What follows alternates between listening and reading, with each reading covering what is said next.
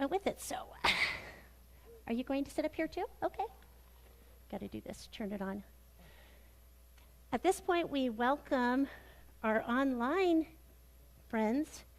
And our scripture today comes from 2 Timothy, chapter 4, verses 6 through 8. As for me, I am already being poured out like a libation, and the time of my departure has come. I have fought the good fight. I have finished the race. I have kept the faith. From now on, there is reserved for me the crown of righteousness, which the Lord, the righteous judge, will give to me on that day, and not only to me, but also to all who have longed for his appearing. May God bless our understanding of these words. So, when I think about this famous last words, I like to think, do you have some good ones? I do. Okay. How many of you know who Gilda Radner is? Okay. How do we know her? Saturday Night Live, Rosanna Dana. So she actually wrote a book, and it was titled, It's Always Something. If it's not one thing, it's another. So, that's kind of what her philosophy was at her last words. How about Ozzy Osbourne? All right, yeah, okay. Tear the bat off of it. The head's bad off. Yes. Okay, so according to Sharon, his wife, his final words were, kiss me, hug me tight. So different from that, chomping a bat's head off. But again, kiss me, hug me tight. All right, here's another icon, Betty White. All right, so Betty White lived to be, 100 years old? Her husband had died 40 years earlier. Her last words were just simply her husband's name, Alan. And then Steve Jobs, somebody who's very, very successful. This one really made me think. His sister said his final words were, oh, wow. Oh, wow. Wow. We can only imagine what he might have been experiencing. So final words.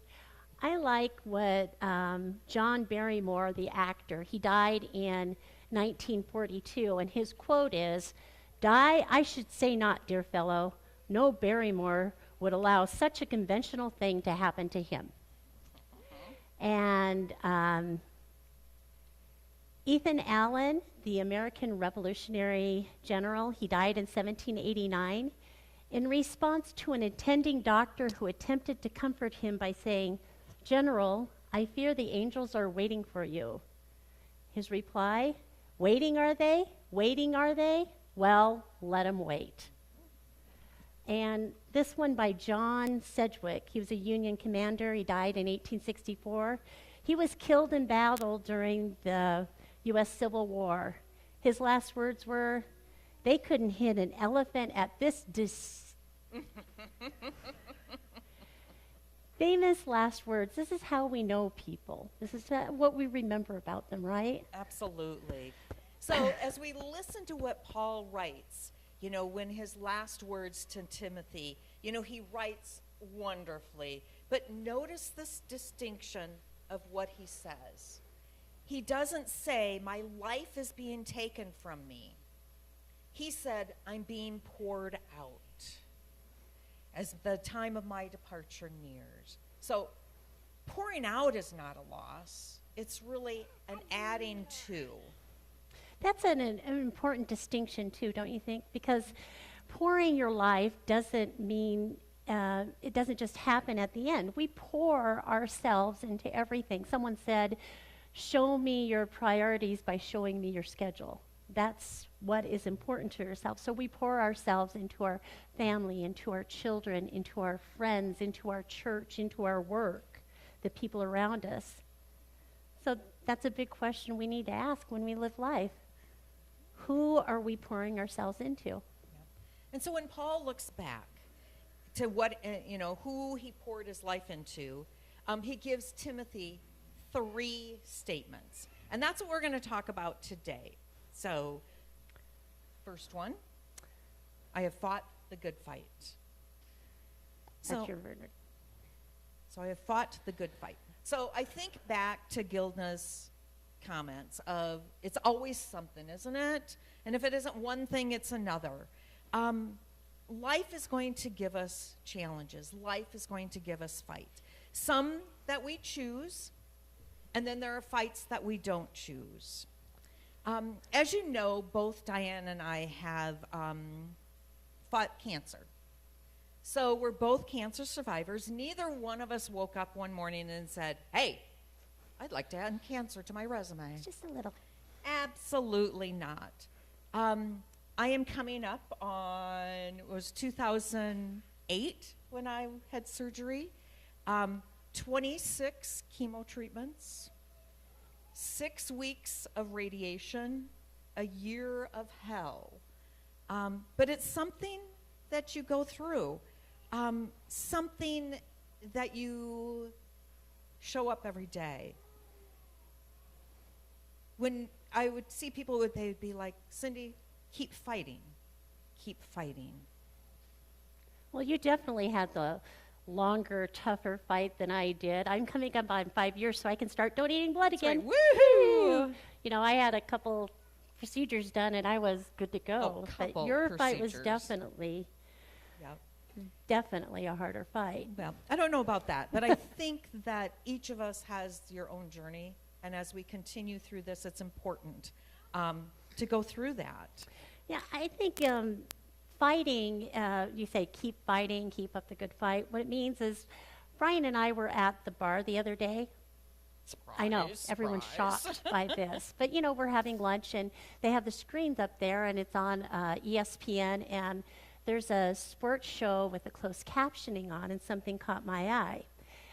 There's a documentary coming out this month. It's called Keep Showing Up. And it's following Jake Tragos. I don't know if I'm saying the name right. He's a golfer, and he's also a musician. And this is his 4-year battle with stage 4 colon cancer, and he's exploring how music and golf and community helped him keep fighting. And, you know, this was a complete surprise to him. He went to the hospital one day with severe stomach pains. He went to the emergency room, and it wasn't just, here's some medicine, go home. You have stage 4 colon cancer. It has progressed this much. And he talks about the highs and the lows and the way that community has helped and the support system around him that encouraged him to keep fighting. And the way that he put it is keep showing up. Fighting is just showing up. Fighting is just showing up every day. I think that's something what I went through. Just be sad, be weak, be angry, be grieving, but just show up.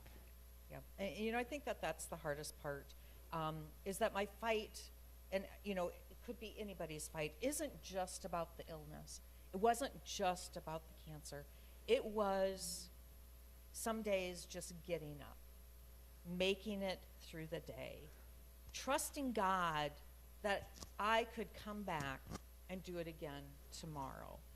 So, you know, it wasn't some huge revelation that God was there. It was just that faithfulness that every single day that it takes, you know, just showing up.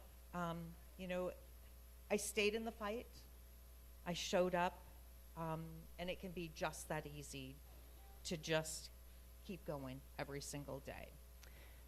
You know, Paul had a very interesting life of all the things that he went through. It wasn't an easy journey for him at all. But he says he fought the good fight. Notice he doesn't say, I won every fight, because he didn't. He didn't win every fight. It didn't turn out every time how he believed it should. That's one of the most important things. He had scars, he had disappointments. We all have scars. He is beaten, he's imprisoned, he's shipwrecked, he's rejected, he's abandoned. And these were all things that Paul prayed for that apparently didn't change. And he was facing his execution in this letter when he was talking to Timothy.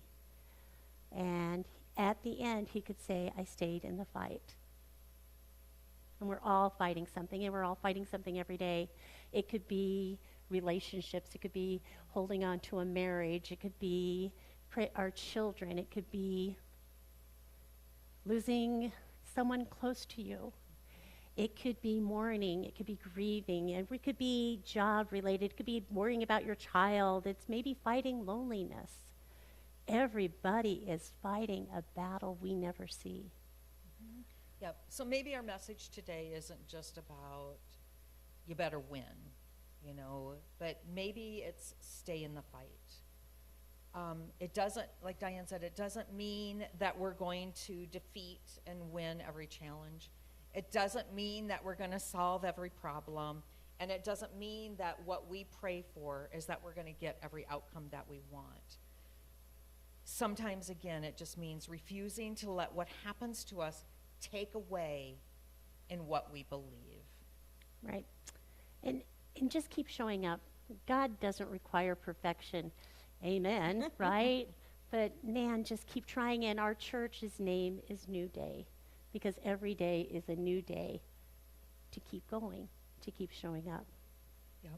So, Diane, going through your journey, you kind of minimized what you went through. But what suddenly didn't matter anymore to you? I mean, what changed when you were going through that journey? Well, I think one thing that a significant change for me, I've always been a pretty casual person, didn't put much into my appearance or what I wore or what I drove or anything like that. And I tried to be even-keeled about not letting little things piss me off, you know, or carry grudges, but I can carry a grudge. I've shared before like it's my job. But I think the most important thing I learned was to let people help. You want to be self-reliant. You want to, I don't need help. But man, the greatest thing I could do was accept 2 freezers full of food to help me, and to accept gifts and kind notes and just encouragement in any way, to accept help, because boy, did I need it. Absolutely. And what mattered more was not only to let people help, but to acknowledge what they've done. And don't let them get away with saying no problem. No, what you've done has impacted me. And I've learned to accept thank yous a little more graciously too. Really easy to do. Absolutely. Yep.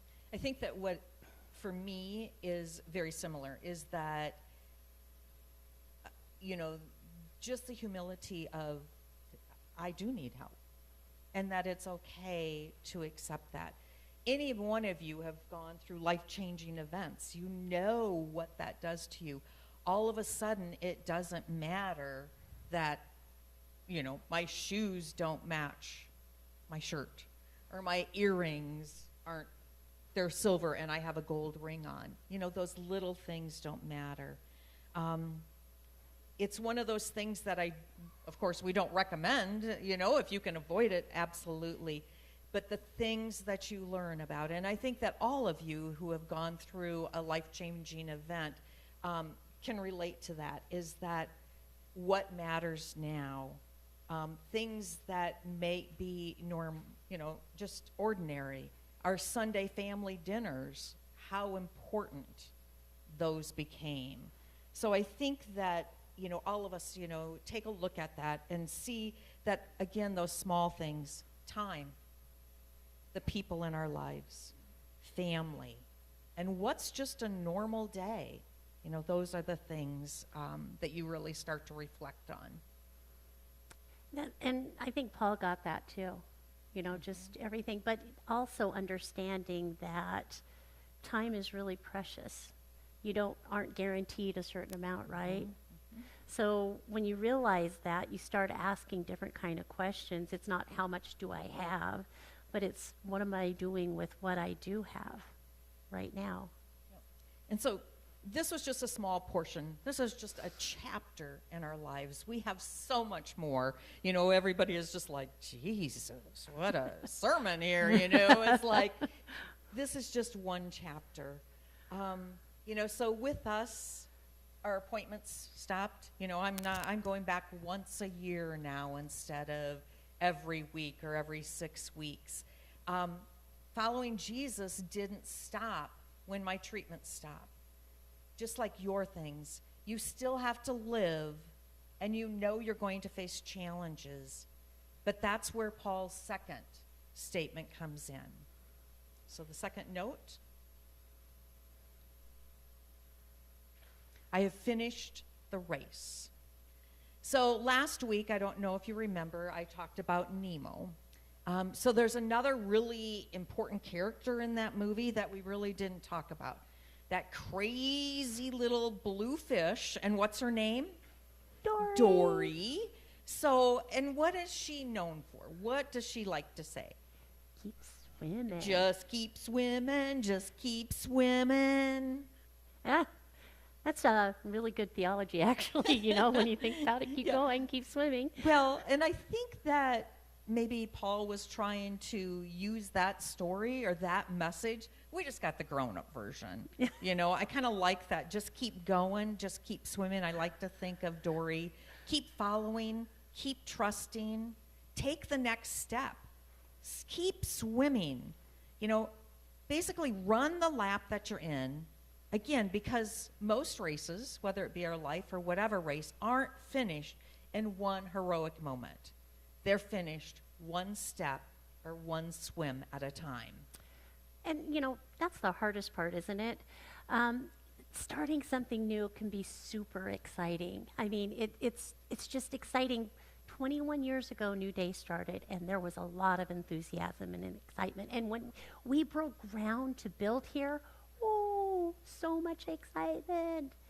And now, 21 years later, some people are saying, oh, it's so far to drive down here. It's the same distance it was last year.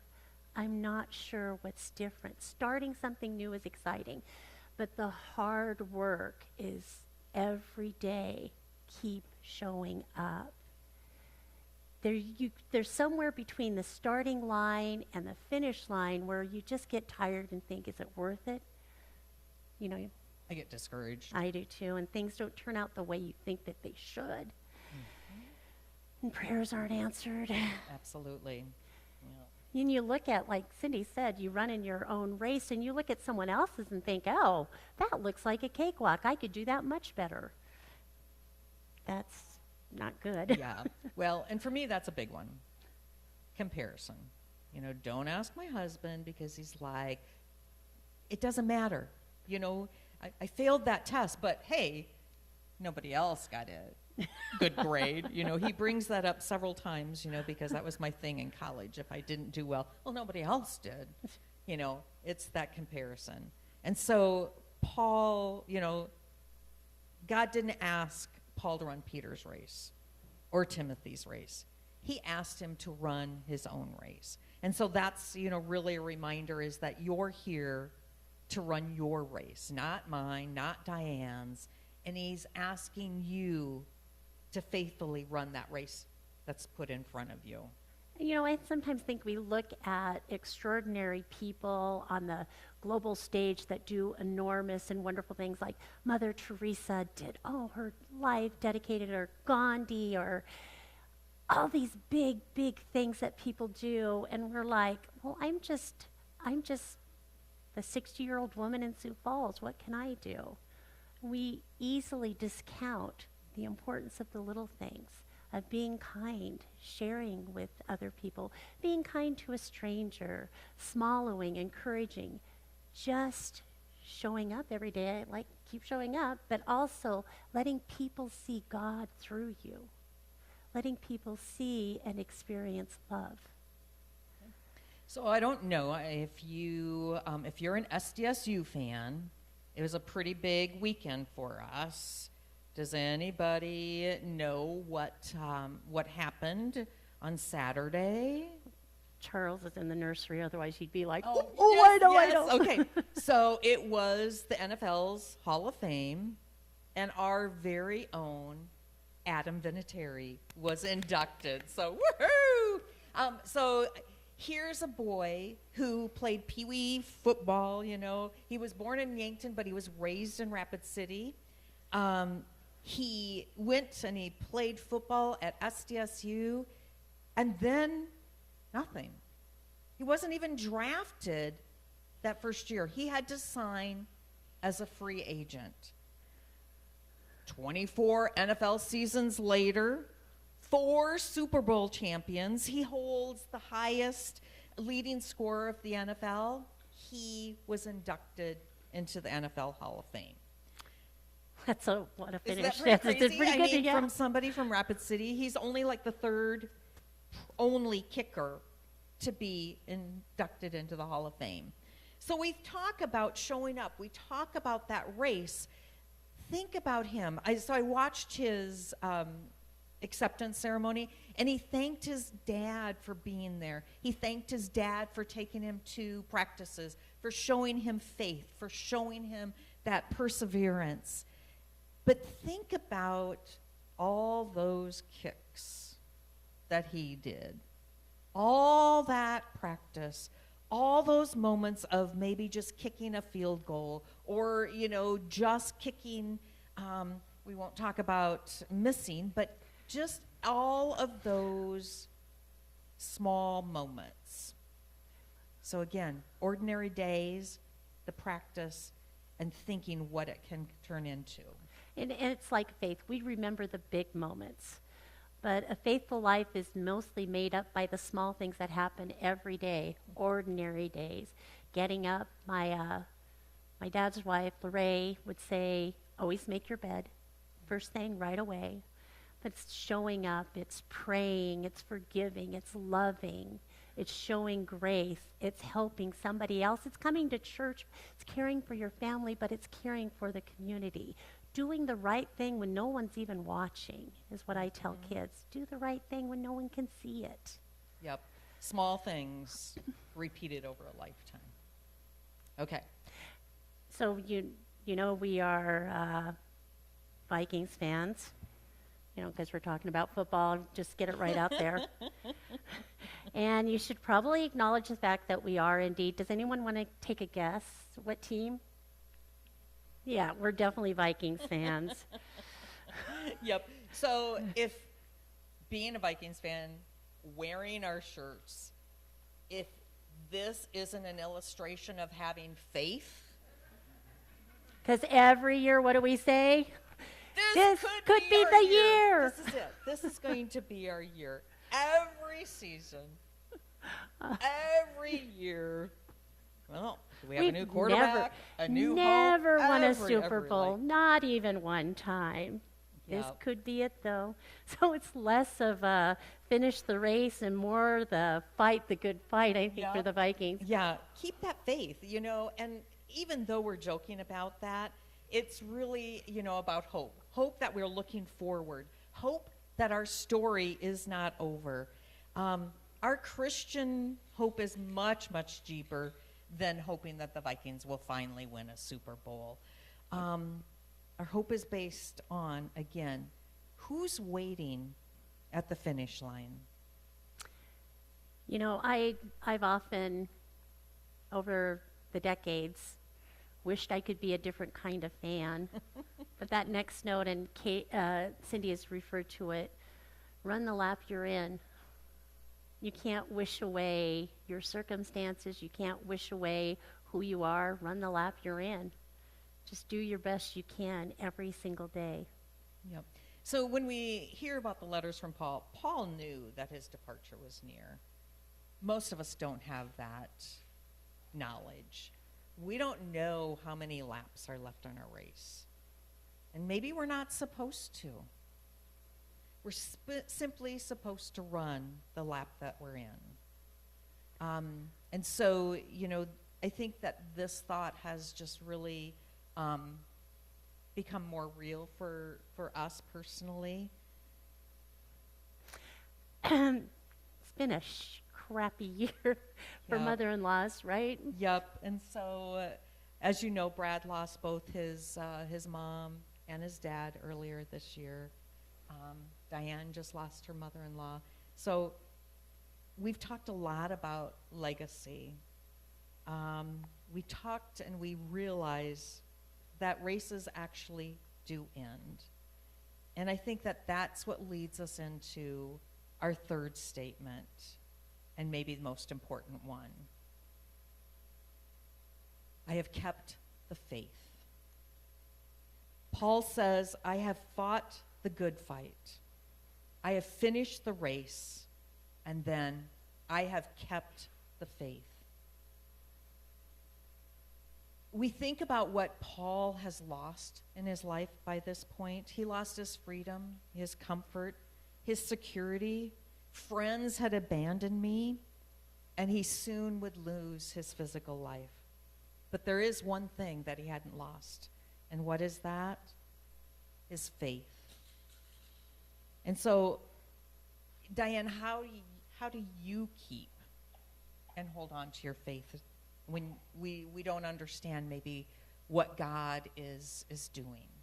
Yeah, I think what I remember is last week I referred to C.S. Lewis and his crisis of faith. He wrote that God was a cosmic sadist, and when everything's going well, God will welcome you and embrace you. But when you have a anger and crisis, you knock on the door and there's no answer. And he called it a divine silence.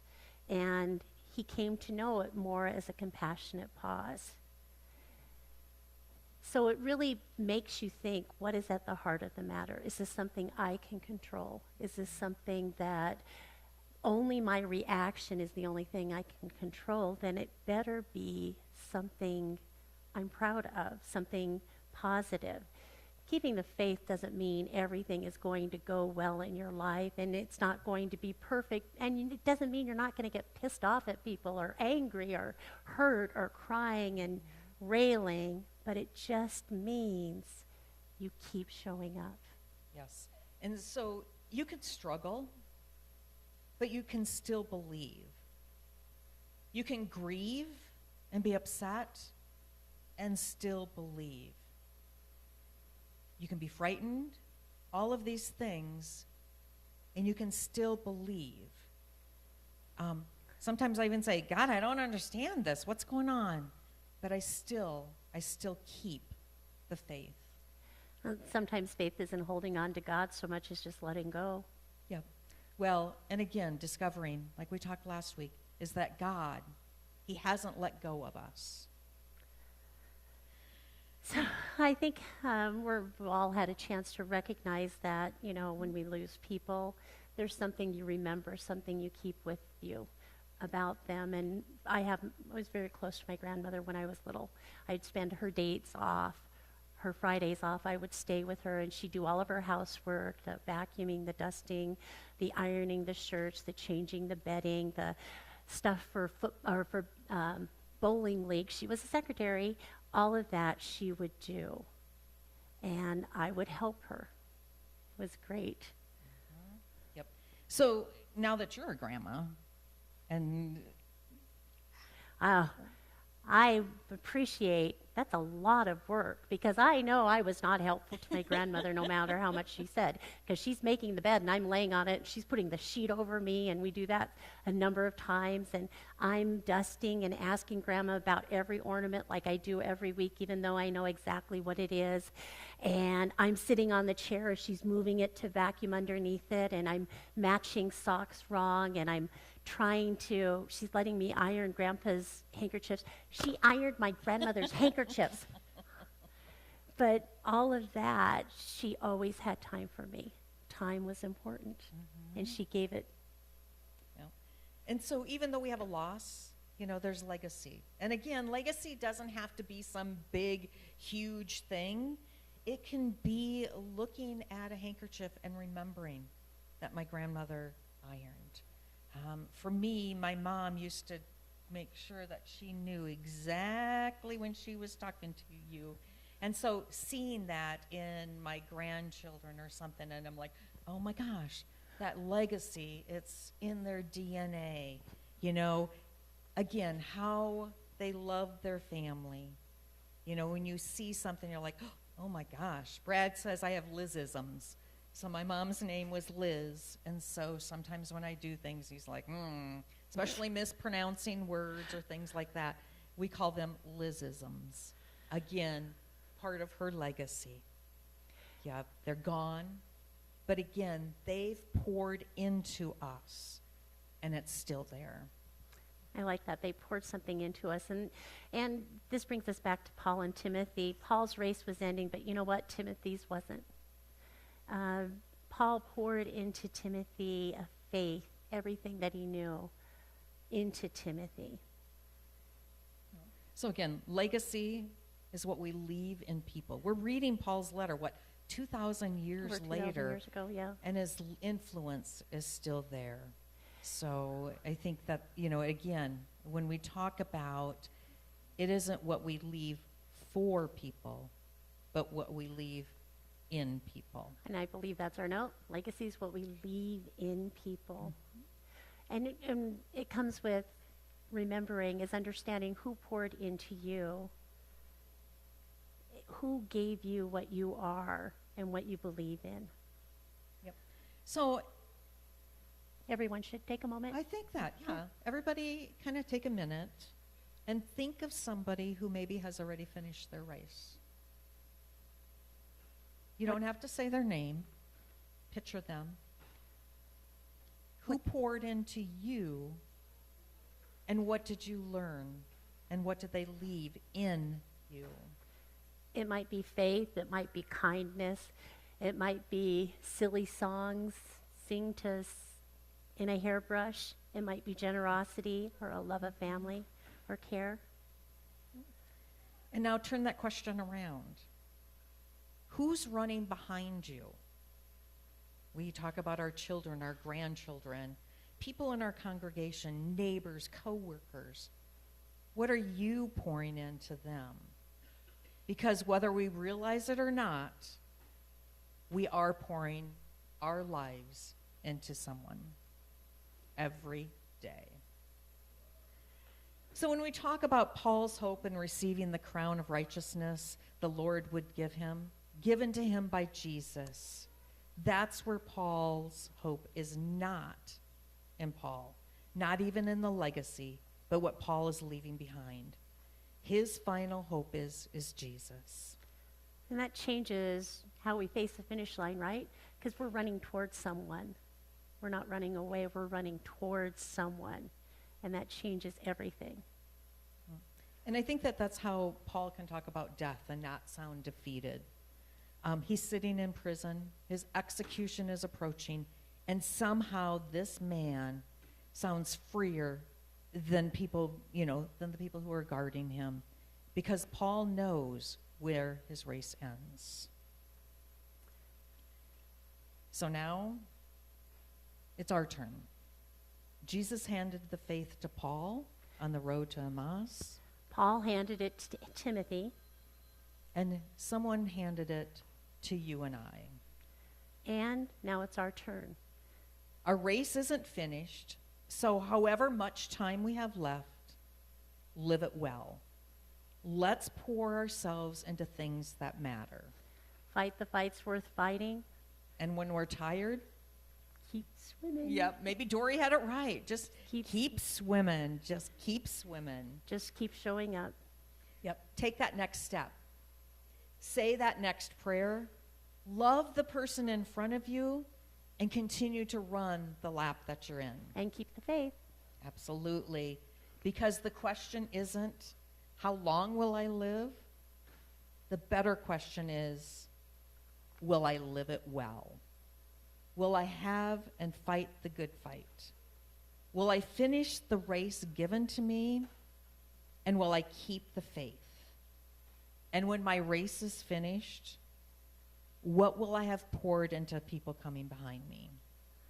People aren't going to remember accomplishments, or I won't ever remember on Christmas Eve what I opened up, but I will remember sitting around the table with my grandparents.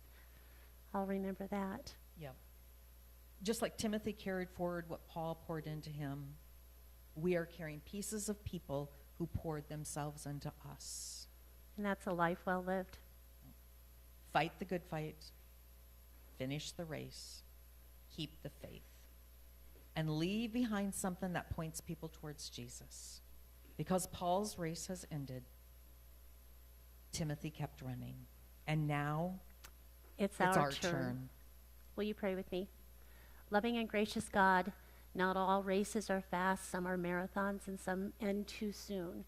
But give us grace, give us faith, give us strength to run each one faithfully and to follow the way that Jesus showed.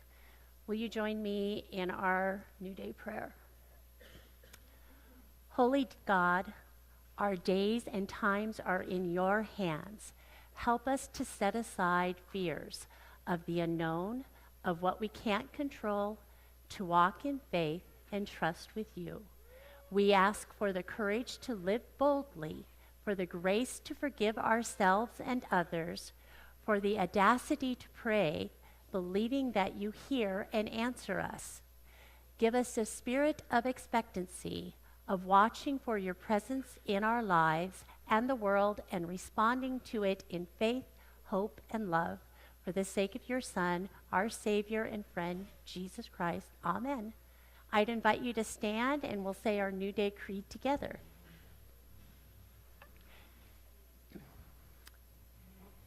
It's not about me. I give myself freely and totally to God, that I may be used for the building of God's kingdom, for the care of God's world, to love God's children, all of God's children, even those who are not like me, even those who do not like me, that God's kingdom might become real and I might be blessed and be made complete. I believe our worship team's ready to lead us.